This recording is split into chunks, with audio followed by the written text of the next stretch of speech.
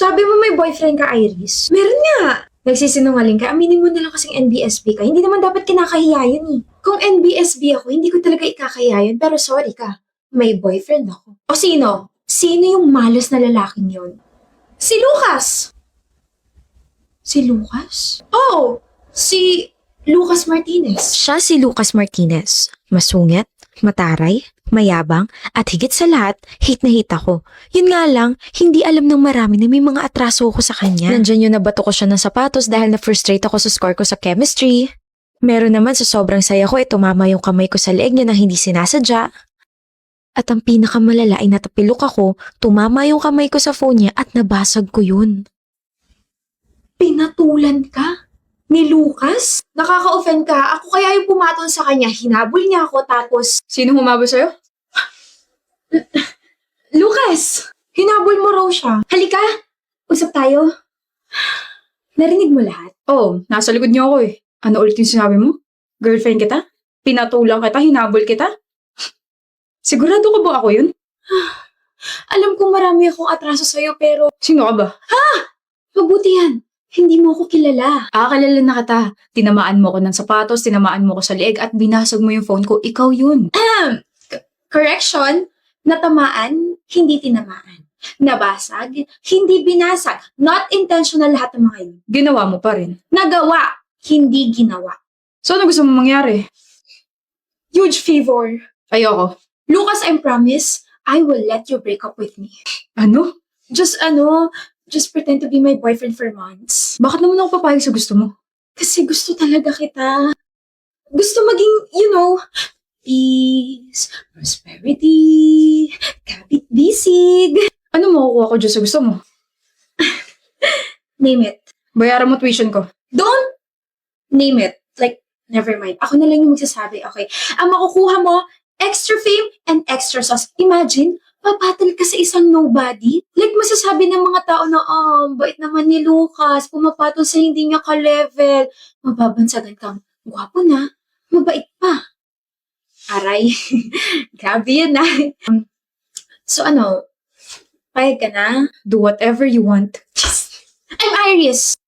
Alam ko. Alam niya? Fruity. Anong ginagawa mo rito sa classroom namin? Eh di sinusundo ka ng girlfriend mo. Sinusundo kita. Mukhakanta nga.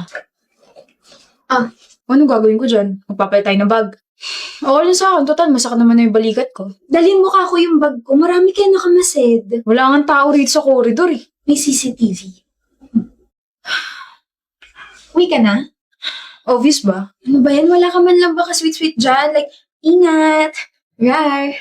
Take care. Hindi ako mahilig sa matatamis. Ayan. Hatid mo ako. Bakit? May nakamasid pa ba sa atin? Wag na nga, Lucas. Baka nakaka-istorbo pa ako sa'yo. Baka, may lakad ka pa. Something like that. Anyway, thank you for today and thank you for the patience. Tandaan mo boyfriend pa rin kita sa Monday. Kaya mo to, Iris. May bag ka namang malaki. Kaya mo to. Ako to. Pwede mo naman kasi akong tawagin. Naiwan mo kasi yung paper bag mo. Okay ka lang ba?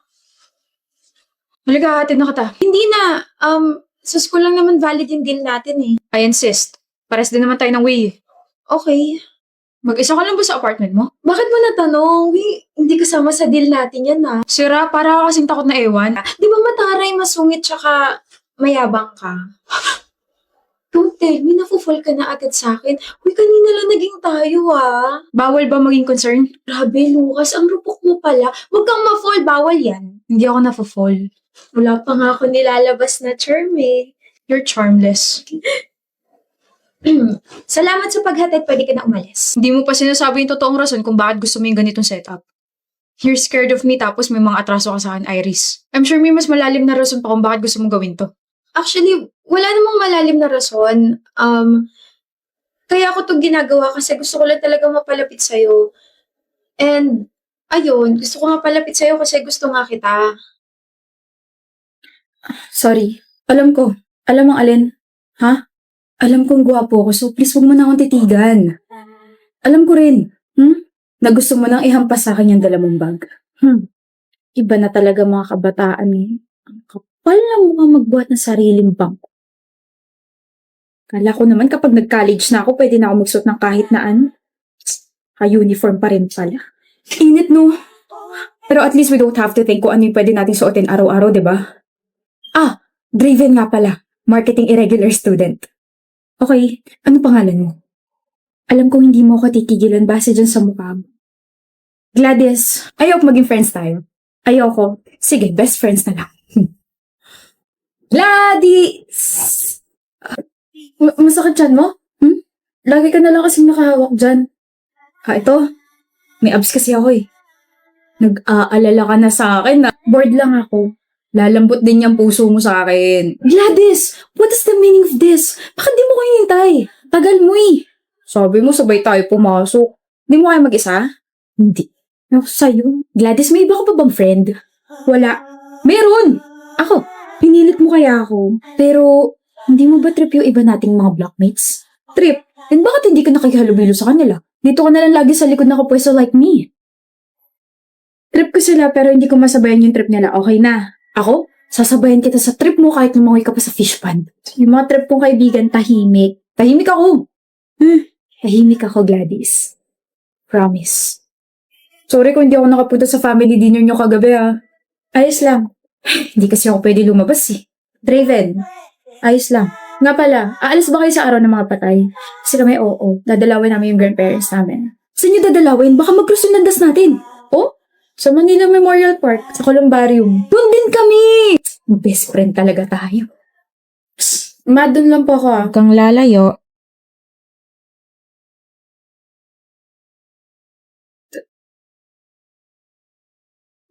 Draven Galvez. You know my brother? Oh? Brother? I'm sorry, I'm just surprised. First time kasi na may ibang tao lumapit sa vault niya. Draven Galvez? Draven Galvez, kilala mo ba siya? He doesn't have any friends, pero based from your reaction, parang kilalang kilala mo siya. Patay na siya. Huli ka na sa balita. Since last year pa, 2 saksak sa tiyan. He was murdered inside the campus. Gladys! Bakit nandito ka sa campus? Araw ng mga patay na. Bakit naka-uniform ka? Bakit? Totoo ba? Totoo bang patay ka na? Sorry, hindi ko sinabi. Naghihintay ako eh. Naghihintay ako na may makita sa akin dito sa campus at madalaw ako ng taong yun sa vault ko. Yun yung huli kong kailangan gawin bago ako payagang makaalis dito sa school. I sometimes wonder bakit laging malungkot yung mga mata mo. Na kahit nangiti ka, natawa ka, hindi yun nawawala. Na parang nangihingi ng tulong. Kaya pala palagi kang nakahawak sa tiyan mo. Kaya pala hindi ka man lang tinitignan ng ibang blockmates ko. Kaya pala parang may pumipigil sa aking hawakan ka. Kaya pala kapag nag-uusap tayo, people were giving me weird stares. Yun pala, patay ka na. Matagal na. Takot ka na ba sa akin? Hindi ako nagsisisi sa Draven. Masaya ako na nakalala kita. Hindi ba pwede dito ka na lang?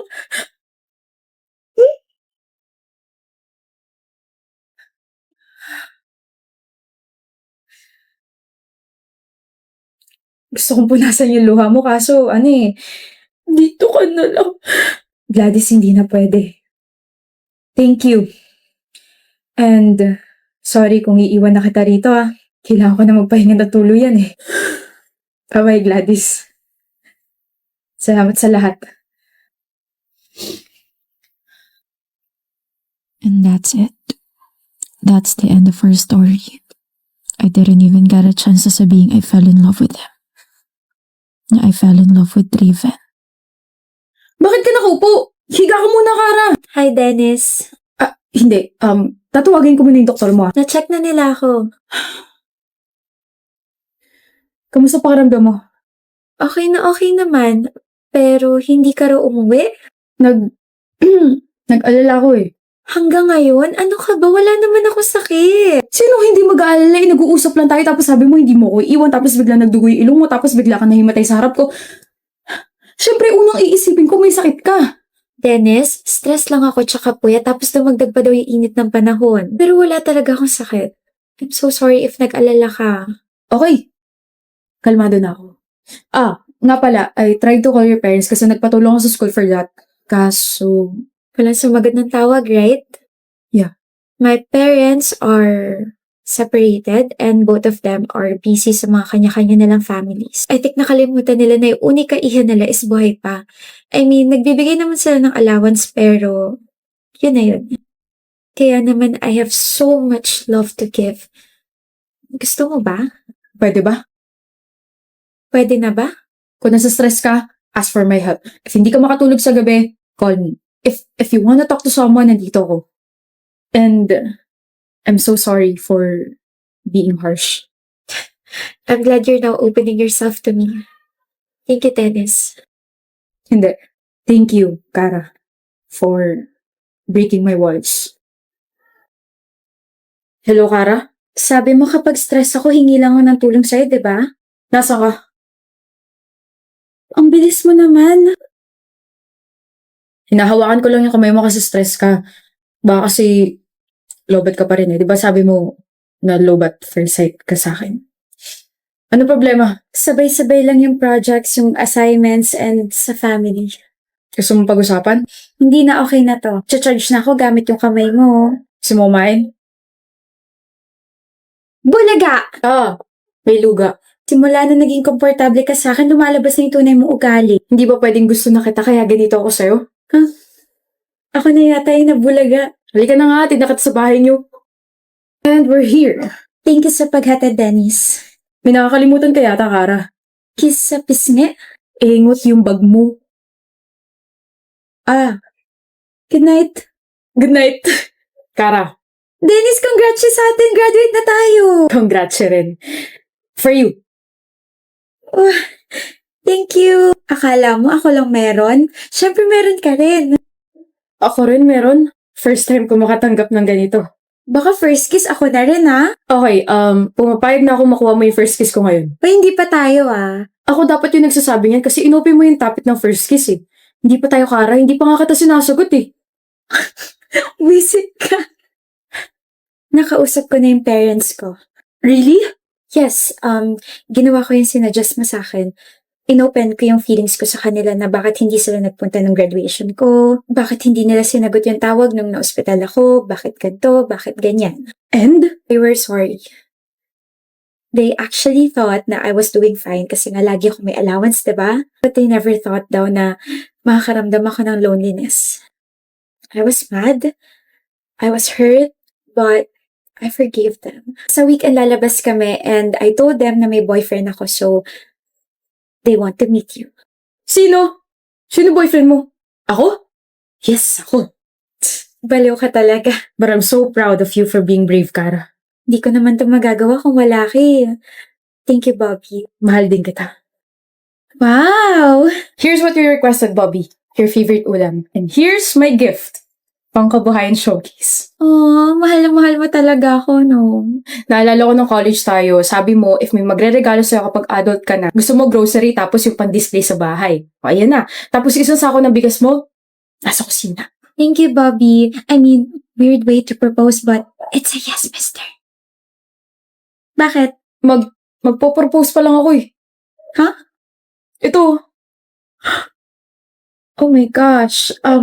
Seryoso ba? Nakikita mo ba yung mga susunod na pangyayari? Ha? Nakakainis ka, Kara. Huwag ka na mag-propose. Ako na lang yung magde-declare. Dennis, my Bobby, I will marry you. I am marrying you. I love you so much. Mas mahal din kita.